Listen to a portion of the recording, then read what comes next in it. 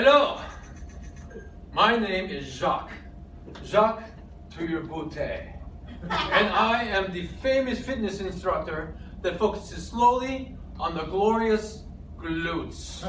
That's right, that's right. The powerful movers and shakers that get us from here to there, and from there to here effortlessly. Without them, we would be fumbling around. We would be trying to get this way and that, and it would not quite work out quite as well as we do with these nice movers and shakers. Now the people, they ask me, they say, Jacques, how do I get the glorious buns that you have?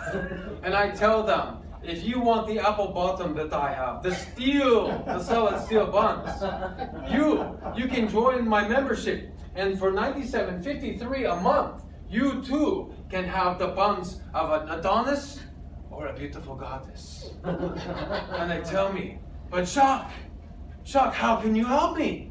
Even as I sit in my chair, all of a sudden they start stuffing off to one side and it's like an avalanche. And the next thing I know, I'm on the floor and I'm grasping and I'm reaching. And this is a very embarrassing thing indeed. And I tell them, what you need is motivation.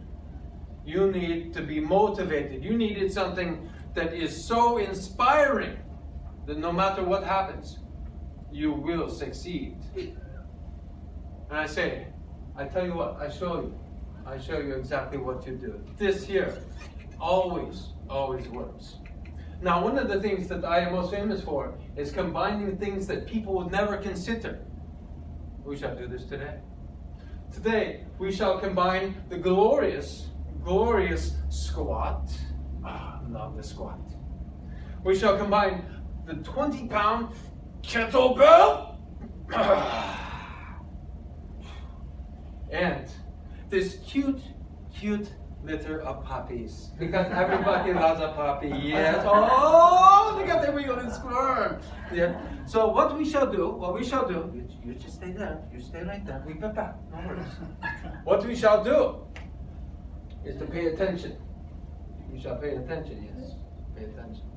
So what do we do? First, we step over the kettlebell, and we slowly lower ourselves down, and then we clench the cheeks together, we grasp the kettlebell, and we stand ourselves up, keeping everything tightly intact, never once releasing. We then slowly move ourselves over directly over the little puppies. Now here's the tricky part.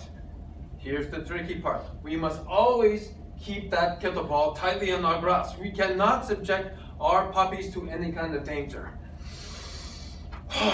There we go. We slowly lower ourselves down, making sure everything stays interacted. We cast a shadow over the little puppies, but we never graze their little head.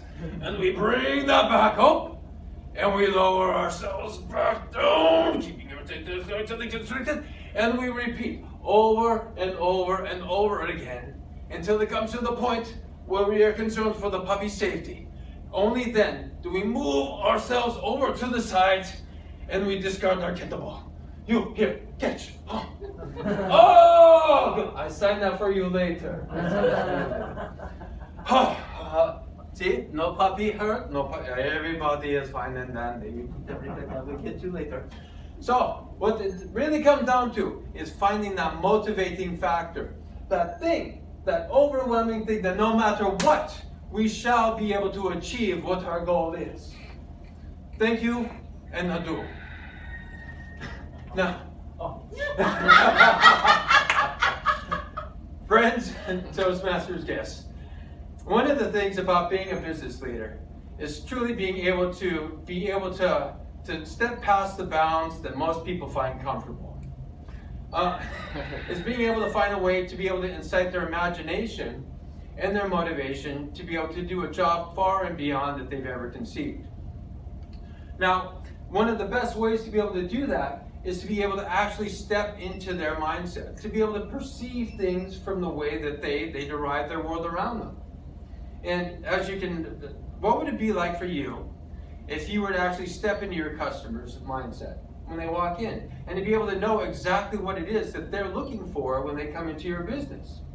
What would it be like even to be able to step into what your business is and to see how it wants to be presented. Just to find out exactly how it's going to be able to be shown to that client, to your friend, to your coworkers in a way that enlivens them, that gives them a spark. Let's take, for instance, the characters in my narrative right now. If we were to step into their spots. The kettlebell. My God, what is he doing? The puppies. Oh my God, what is he doing? And myself. My God, what the hell am I doing?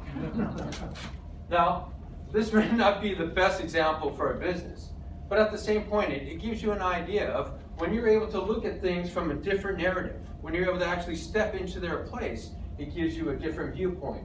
You're able to find a way to be able to motivate and to incite them.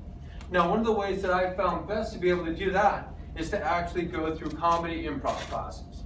Now, people, they find that comedy improv may be intimidating. Oh my God, what am I doing?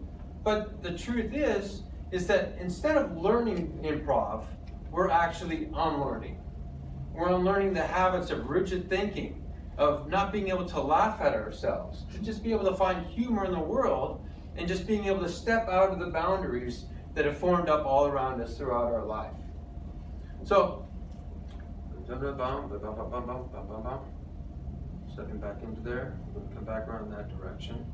I'm going to whip right back around. There we go. It was right there. So, what would it be like for you if you were to be able to just play a game of verbal tag? Let's say that we were just bouncing something around the room. But the truth of it is that we're not just playing a game at that time, we're actually learning how to communicate with each other. We're learning to be able to just stop for a moment and be able to listen to that person next to us. Not just having our own mindset of what's going to be said and then just getting ready to jump out with what we have going through our mind. What would it be like if you were able to play a game of mirroring? Basically, just mirroring the person in front of you, doing all their actions. And at the same time, you're actually learning to pay attention to another person's perceptions, the way that they operate in the world, the way that they perceive the things that are going on, how they move through it themselves, how they see it, how they hear it. Now, if you're interested in improv, there's tons and tons of great games that you can find on the internet. You can make sure to be able to find ones that appeal directly to you. And myself, I also give classes. And if you're interested in that and coming around, having a great time, just go ahead and give me a call sometime, whatever, drop me an email, be able to easily do that for yourself. Now, in closing, while yes, a leader must be stern at times, it's actually more important for him to be able to bring joy and happiness into all the people around him.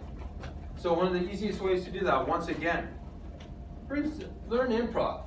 Bring some fun, some joy, and some laughter into your place of business. Try it out and see how it works for you. Thank you.